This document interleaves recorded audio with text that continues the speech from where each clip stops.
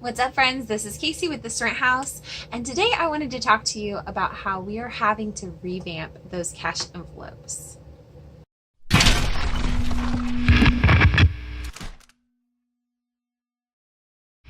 But before I start this whole spiel on how we're going to revamp our envelopes, I wanted to talk to you about the budget.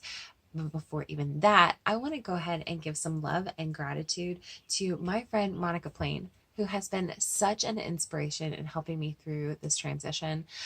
She's teaching me how to use her QuickBooks. She's constantly giving me encouragement and some ideas.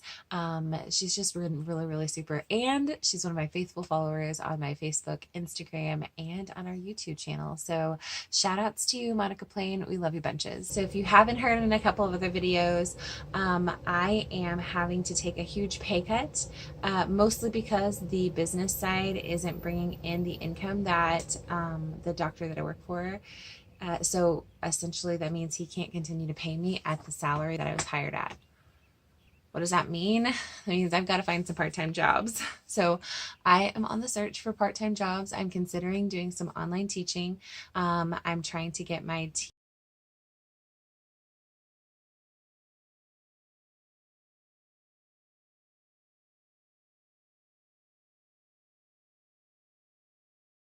So I will continue working for that office. It just won't be as many hours, and I certainly won't be getting salary or benefits. All right, so the husband and I have sat down and we have looked over the budget, and there's some major things that need to be cut.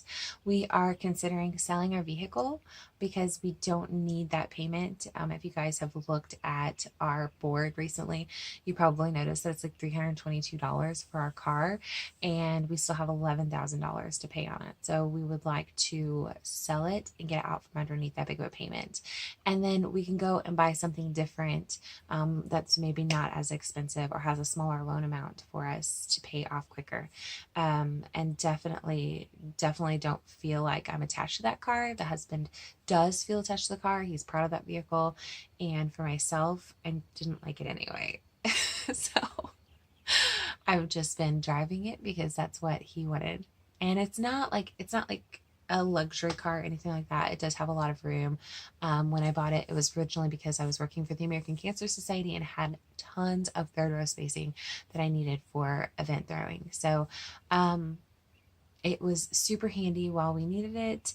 The payments were within our range and our budget whenever we had that kind of income, but now it's one of the big sacrifices that we're going to have to make. So our next cuts are going to be the Netflix. And so all of us are scrambling like crazy rabbit animals to finish up the series that we're on and our favorite shows, because not anything wrong with Netflix, but $12 more in the account every month. We don't know how far that'll stretch, but it's definitely going to make a bigger difference than not having 12 extra dollars. So we are also going to cut the Wednesday fund. It's summertime. The kids don't have to have the Wednesday fund, so we were determining to cut that anyway. And the emergency fund. Now, right now, the emergency fund is untouched, and I'm hoping that through this transition, it can stay that way. As you know, if you are a FPU graduate, or maybe you've never taken Financial Peace University, so you have no idea what I'm talking about, baby step number one is to get $1,000 in the savings account.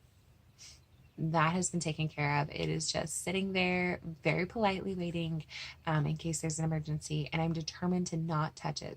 These things are not an emergency. I just need to find another job.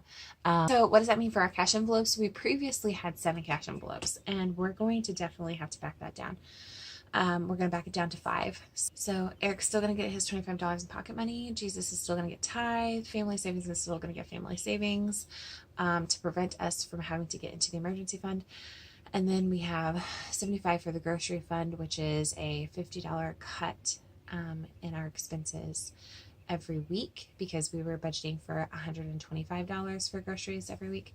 And then we will also be having the fuel envelope, which we had decided to bump up to 90, but now with all of this going on, it's going to be backed down to 55.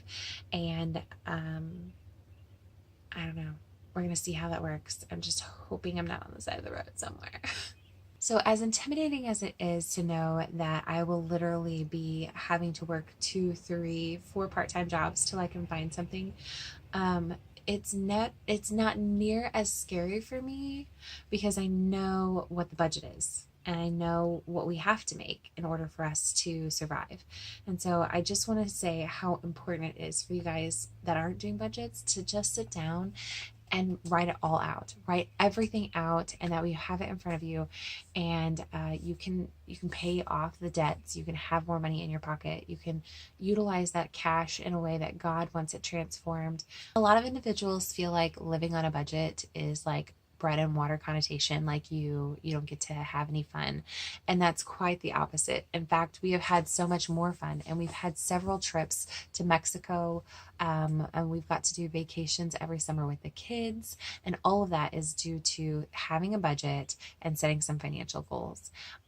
Yes, we are still in baby step number 2. We still live a version of paycheck to paycheck or payday to payday, but we also cash flow for those vacations and for field trips for the kids, and for those things that we still want. So we still have a life. Our journey is just a little bit slower than most because our income is not as high. So it takes us a little bit longer to save up for those vacations. It takes us a little bit longer to pay off our debts. But we are working on it very, very hard and very diligently. And I am constantly on top of the budget. So if you liked this video, don't forget to give it a big thumbs up. I appreciate that. And if you have not subscribed, go ahead and hit that red subscribe button. And if you're really interested in my videos, don't forget to hit that bell. That gives you the notifications that, hey, Case has uploaded a new video for this rent house. Guys, I hope you have a super blessed week, and thanks for watching.